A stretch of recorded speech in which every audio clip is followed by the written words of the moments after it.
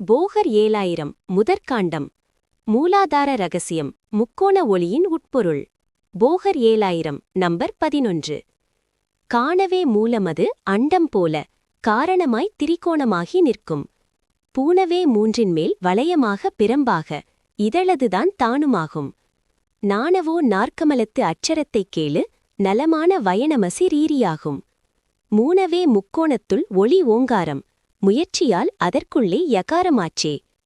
வணக்கம்.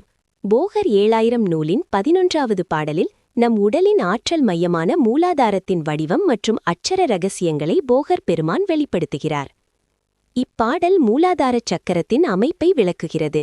இது அண்டத்தைப் போன்ற வடிவமும் திரிகோணமும் அதன்மேல் 4 இதழ்களும் கொண்ட தாமரையாக திகழ்கிறது. இதன் உள்ளே ஓங்கார ஒலியும் யகாரமும் அடங்கியுள்ளது. மூலாதாரத்தில் உறங்கும் ஆற்றலை வெளிப்படையச் செய்து யகார ஒலியோடு ஒன்றிணைவதே இந்த பயிற்சியின் நோக்கம். இதுவே காயகல்ப சித்திக்கு அடிப்படை. ஒளியைக் காணும் பயணம் தொடரும். ஓம் நம சிவாய.